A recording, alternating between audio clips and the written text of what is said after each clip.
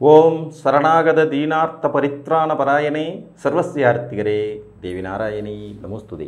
வணக்கம் நேயர்களே, இது மகாலட்சுமி ஜோதிடம் வழங்கும் காலச்சக்கரம். உங்கள் அன்பு ஜோதிடர் ஸ்ரீராம்ஜி பேசுகிறேன். அனைவரும் நலமுடன் இருக்கிறீர்களா? நன்றாகத்தான் இருப்பீர்கள், நன்றாக இருக்க வேண்டும். இன்றைய காணொளியில் நாம் காண இருப்பது காரகத்துவ உறவுகளும் தசா பலன்களும். இதுதான் தலைப்பு. ஜோதிட சாஸ்திரத்தில் பல புரிந்து கொள்ள இயலாத விஷயங்கள் உள்ளன. அனைத்தையும் கற்றுணர்ந்து கொண்டு நாம் ஒரு சிறந்த ஜோதிடர் ஆகிறதுக்கு 300 ஆண்டுகள் ஆகும்னு பழமையான நூல்கள் சொல்கின்றன. அந்த அளவுக்கான விஷயங்கள் உள்ளே இருந்துக்கிட்டே இருக்கு. ஒரு கிரகம் தசை நடத்தும் போது அந்த கிரகத்தின் காரகத்துவத்தின் உயிர் உறவு நம்முடன் இருக்கும்போது பலன்கள் ஒரு மாதிரியாகவும், அது இல்லாத நிலையில் வேறு மாதிரியாகவும் பலன்கள் நடைபெறுகிறது. அந்த வகையில் நமக்கு உயிர் உறவுகளுக்கு அதிக முக்கியத்துவம் கொடுக்கக்கூடிய கிரகங்களாக சூரியன் முதல் சனி வரையிலான சப்த கிரகங்களாக வச்சுருக்கோம். ராகு கேதுகளுக்கு உயிர் உறவுகள் உண்டு அப்படின்னாலும் கூட, இப்போ ராகுவை பார்த்திங்கன்னா தகப்பன் வழி பாட்டன் பாட்டி அப்படின்னாலும், கேதுவை தாய் வழி பாட்டன் பாட்டினாலும் கூட இன்றைய காலகட்டத்தில் இந்த உயிர் உறவுகளெல்லாம் அவ்வளவு இணக்கமாகவோ அல்லது நாம் ஒரு குறிப்பிட்ட வயசுக்கு வரும்போது அவங்கெல்லாம் இருப்பாங்கன்னு சொல்லிட முடியாது. ஆனால் இதை தாண்டிய கிரக காரகத்துவ ரீதியான உயிர் உறவுகளும் அந்த தசைகளுக்கு உங்களுக்கு நல்ல பலனை தருவதற்கு ஊக்குவிக்கும். அப்படி ஒரு தசையின் எந்த உயிர் உறவு உங்களோடு இணக்கமாக இருந்தால் நல்ல பலன்கள் நிறைய கிடைக்கும் அப்படிங்கிறத பார்க்கலாம். இப்போ சூரிய திசை உங்களுக்கு நடக்க போகுது அல்லது வருது அப்படின்னா, தகப்பனார் உயிரோடு இருந்தால் சிறப்பு, வெகு சிறப்பு. சார் எனக்கு அப்பா இல்லை சார், பெரியப்பா சித்தப்பா இந்த மாதிரியான உறவுகள் உங்களோடு இணக்கமாக இருந்தால் சிறப்பு. பெரியப்பா சித்தப்பாவும் இல்லை, அப்பாவும் உயிரோடு இல்லை. உங்களுக்கு திருமணம் முடிந்திருக்கிற பட்சத்தில் மாமனார் உறவோடு இணக்கமாக இருக்க வேண்டும். மாமனாரோட சப்போர்ட்டிங் ரோல் கிடைக்கணும். இப்போ சூரிய திசை நல்லா வேலை செய்யும். அதாவது வழக்கமாக உங்களுக்கு தர்ற பலனை விட 30% கூடுதலான நல்ல பலன் கிடைக்கும். லக்னப்படி ஆதிபத்தியப்படி அவர் மோசமானவராக இருந்தாலும் கூட, சூரியன் ஆகாதவர் அப்படின்னு இருந்தாலும் கூட உங்களுக்கு நல்ல பலன் கிடைப்பதற்கு இந்த சூட்சுமத்தை பயன்படுத்தி பாருங்கள். இப்போ நீங்கள் ஒரு மகர லக்ன ஜாதகர், உங்களுக்கு சூரிய திசை வருது சார், அட்டமாதிபதி திசை சார் வச்சு பின்னி படல் எடுக்க போகுது, இதுதான் ஜோசியருக்கு பலனை சொல்லுவோம். ஆனால் ஒரு மகர லக்ன ஜாதகர் திருமணம் முடிந்தவர் தன் மாமனார் உறவோடு இணக்கமான சூழ்நிலையை பின்பற்றும் போது, அவருக்கும் இவருக்குமான உறவு நிலை சுமூகமாக இருக்கும்போது கட்டாயம் இந்த சூரிய திசையில் ஒரு 30% நல்ல பலன்களை எதிர்பார்க்கலாம். இதுதான் இந்த காணொளியுடைய நோக்கம். புரியுதுங்களா? ஸோ சூரியனுக்கு இது. சந்திர திசை நடப்புக்கு வருகிறது. தாயார் உயிரோடு இருந்தால் சிறப்பு, தாயாதி வர்க்கம் உயிரோடு இருந்தால் வெகு சிறப்பு, அவர்களோடு உங்களுக்கு இணக்கமான சூழல் இருந்தால் மேலும் சிறப்பு. இதெல்லாம் யாருமே இல்லை, தாய் இல்லை, சின்ன வயசுல இறந்து போயிட்டாங்க, தாயாதி வர்க்கத்தோடு பெரிய உறக்கம் ஒரு இணக்கம் இல்லையா, மூத்த சகோதரி அக்கா அவங்களும் அடுத்த தாய் தான், அவங்களோடான உறவு நிலை நல்லா இருந்தால் சிறப்பு. அவங்களும் இல்லை சார், மாமியாருடனான உறவு நிலை நல்லா இருக்கணும். உங்கள் வாழ்க்கை துணையின் அம்மா, உங்கள் வாழ்க்கை துணையின் தாய், அவங்களுக்கு நீங்கள் யார்? மருமகன், மருமகள். மருமகன்னா என்ன? இன்னொரு மகன். மருமகள்னா இன்னொரு மகள். ஸோ அவங்களுடனான உறவு நிலையை சிறப்பாக பேணி காத்தீர்கள் என்றால் சந்திர திசையில் ஏற்படக்கூடிய நற்பலன்கள் மிகுதியாகும். 30% அதிகம், கூடுதல் போனஸ் மாதிரி எடுத்துக்கலாம். செவ்வாய் திசை சகோதர உறவு சொல்லி தெரிய வேண்டியதில்லை. சகோதரர்கள் அண்ணனாக இருந்தாலும் சரி, தம்பியாக இருந்தாலும் சரி, நல்ல நிலையில் இதை பாராட்ட வேண்டும். அண்ணனும் இல்லை சார், தம்பி இல்லை சார், எங்கள் அம்மாவுக்கு நான் ஒரே பையன், பெரியப்பா பசங்க சித்தப்பா பசங்க அவங்களோடான உறவு நிலைகள் சார், அதுலேயும் ஒன்றும் பெருசாக சொல்லிக்கிற மாதிரி இல்லை. மைத்துனர் உறவு நிலையை சிறப்பாக ஃபாலோ பண்ணுங்க. உங்கள் வாழ்க்கை துணையின் சகோதர சகோதரிகளின் உறவு நிலை அடுத்த கான்செப்ட். மைத்துனருடைய உறவு நிலை, மச்சினிச்சினுடைய உறவு நிலை. இப்போ நீங்கள் ஒரு ஆணாக இருக்கீங்க, ஒரு பொண்ணை கல்யாணம் பண்ணியிருக்கீங்க, உங்கள் சகோதரி உங்கள் மனைவிக்கு சகோதரி அல்லது சகோதரன் இருந்தால் அந்த உறவு நிலை, நீங்கள் பெண்ணாக இருந்தாலும் அதே கதை தான். அவர்களுடனான உறவு நிலையை நல்ல முறையில் நீங்கள் நடத்திக்கிட்டு போனீங்கன்னா செவ்வாய் திசை தரக்கூடிய நற்பலன்கள் மிகுதியாக இருக்கும். கூடுதலாக 30% கிடைக்கும். குருமகா திசை நடக்கிறது.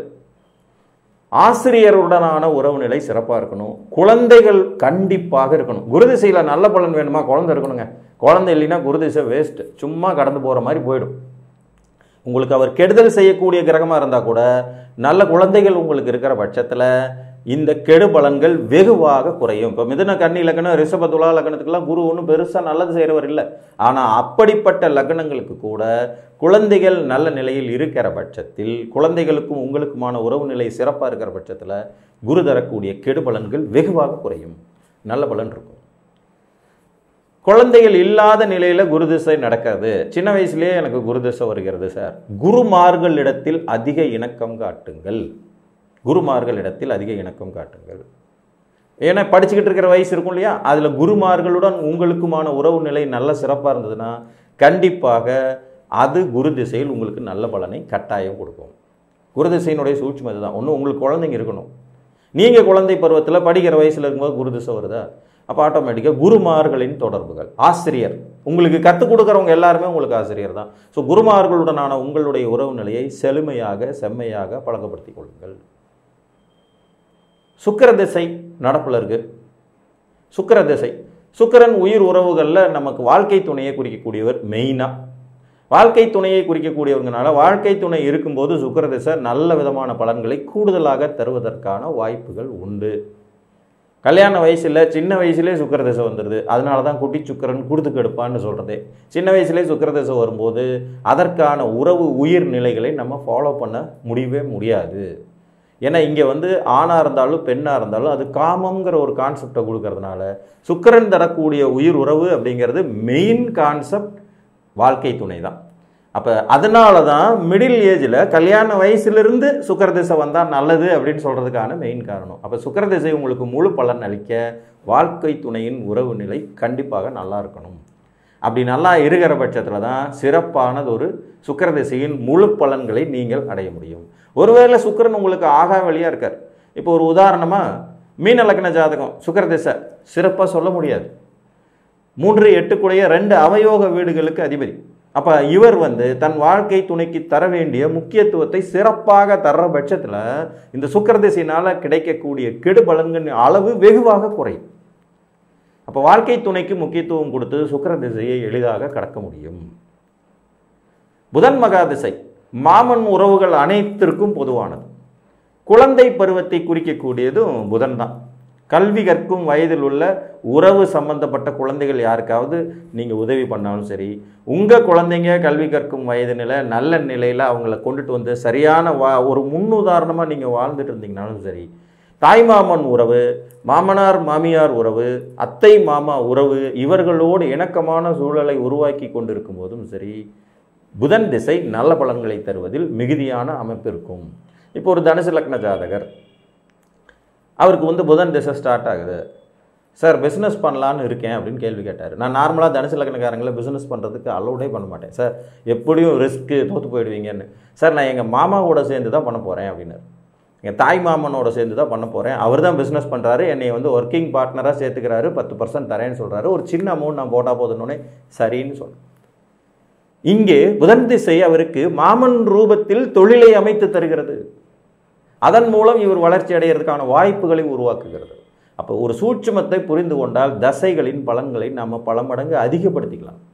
இப்போ புதன் திசையில் உயிர் உறவுகள் அப்படிங்கிற அடிப்படையில் மாமன், மாமனார், மைத்துனர், தாய் மாமா உறவுகள், அத்தையின் கணவர் உறவுகள், இவங்களோட இணக்கமான சூழ்நிலையில் இருந்தாலே போதுமானது, பெரிய நெகட்டிவ் இருக்காது. அடுத்தபடியாக சனி பகவான், இவருக்கு உயிர் உறவுகள் அப்படிங்கிறது பார்த்தீங்கன்னா பெரிதாக சொல்லப்படவில்லை என்றாலும் கூட, நீங்கள் இரவில் பிறந்திருந்தால் தகப்பனாதி வர்க்க உயிர் உறவுகளை சனியுடைய திசையில் எடுத்துக்கலாம். நீங்கள் பிறந்தது இரவு நேரத்தில் மாலை 6 மணிக்கு மேலே விடியற்காலை 5:50 வரைக்கும் உள்ள டைமிங் அப்படிங்கிறது இரவு நேரம்னு குறிப்பிட்றதுல, இரவில் பிறந்தவங்களாக இருந்தீங்கன்னா தகப்பனாதி வர்க்க உறவுகளை சுமூகமாக பயன்படுத்தினாலே சனி திசை நல்லாயிருக்கும். பகலில் பிறந்திருந்தால் பார்த்தீங்கன்னா வேலைக்காரர்களுக்கும் உங்களுக்குமான உறவு நிலையை சுமூகமாக வச்சுக்கணும். நம்மக்கிட்ட லேபர்ஸ் இருக்கணும் கண்டிப்பாக, சனி திசை நமக்கு நல்லா வேலை செய்யணும்னா. பொதுவாக மகர லக்கண கும்பலக்கணத்தில் பிறந்தவங்களுக்கும் சனி வலுத்தவங்களுக்கும் நான் ஜாதக பலன் சொல்லும்போது இந்த சூட்சுமத்தை சொல்லி கொடுத்துவேன். நீங்கள் சின்ன லெவலில் பிஸ்னஸ் பண்ணாலும் சரி, யாராவது ஒரு வேலைக்காரங்க வச்சுங்க சார், மாதம் 4000 சம்பளமாக இருந்தாலும் சரி, 10,000 சம்பளமாக இருந்தாலும் சரி, பார்ட் டைமில் யாராவது ஒருத்தர் உங்கள்கிட்ட வேலைக்கு இருந்தாலும் சரி, நீங்கள் வளர்ச்சி அடைவீங்கன்னு சொல்லி கொடுப்போம். சனியுடைய காரகத்துவம் வேலைக்காரர்களை குறிக்கும். சார் நானே வேலைக்கு போயிட்டுருக்கு சார், வேலைக்காரங்கள்லாம் வச்சுக்கிற அளவுக்கான அமைப்பு எனக்கு இல்லைன்னு. வீடு சுத்திகரிப்பு தொழிலாளர்கள், தெரு சுத்திகரிப்பு தொழிலாளர்கள், துப்புரவு பணியாளர்கிட்ட உங்களுடைய உறவு நிலையை நல்லா வச்சுக்கோங்க. அவங்கள பார்த்தா ஒரு டீ காஃபி வாங்கி கொடுங்க. அவங்களுக்கான தொடர்புகளை கொஞ்சம் நல்ல விதமாக வச்சுக்கோங்க.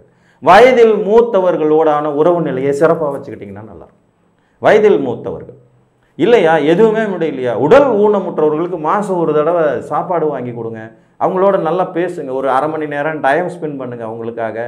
கண்டிப்பாக சனி திசையில் நல்ல பலன்களை நீங்கள் அடைய முடியும். சனி உங்கள் லக்னத்துக்கு மோசமானவர், ரொம்ப பாதகத்தை, சிம்ம லக்னம், சனி திசை சார் ரொம்ப போட்டு படுத்தி எடுக்குமா, இதை செஞ்சு பாருங்கள். இந்த வேலைக்காரர்களுடனான உறவு நிலை, வேலைக்காரர்கள்ட்ட ஒரு நாளைக்கு பேசுங்க. அவங்களுடைய கஷ்ட துஷ்டங்கள், கஷ்ட நஷ்டங்கள், அவங்களுடைய குடும்ப சூழல்களோடு பங்கெடுத்து கொள்ளுங்கள், நல்லாயிருக்கும். அதனாலான உறவு நிலைகளை பேணி பாதுகாக்கும் போது, வயதானவர்களுடனான உறவு நிலையை பேணி பாதுகாக்கும் போது, உடல் ஊனமுற்றவர்களுடனான உறவு நிலையை பேணி பாதுகாக்கும் போது உங்களுக்கு சனி திசை தரக்கூடிய நன்மைகள் மிக கூடுதலாக கிடைக்கும், தீமைகள் குறை.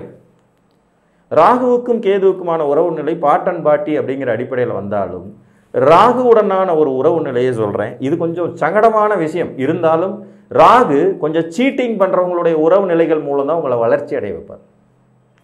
ஏமாற்றுபவர், பொய் சொல்லுபவர், பித்தல்லாட்டம் செய்பவர், ஒன்று இவங்களோட தொடர்புகள் உங்களுக்கு ஏற்படும், இல்லைன்னா நீங்கள் இதை செய்ய வேண்டியது வரும். இதை செய்யாமல் ராகு ஜெயிக்க வைக்க மாட்டார். கேதுவுடனான உயிர்நிலை உறவுகள் அப்படின்ற போது ஆன்மீக எண்ணங்கள், ஆன்மீக சிந்தனைகள், யோகா, மெடிடேஷன், ஆன்மீகம் சம்பந்தப்பட்ட துறைகள் சார்ந்த உறவு நிலை, அது சார்ந்தவர்களுடனான தொடர்புகள், உறவு நிலைகள், அது மாதிரியான மையங்களுக்கு போகிறது, யோகாகத்துக்கு போகிறது, இந்த மாதிரியான நிலைகளில் கேது திசையின் நற்பலன்களை மிகுதிப்படுத்தி கொள்ள முடியும். ஸோ 9 கிரகங்களுக்குமான உயிர் உறவுகள், அது சார்ந்த தசை எப்படி இது இருந்தால் அது நல்ல விதமாக செயல்படுங்கிறது சொல்லியிருக்கேன்.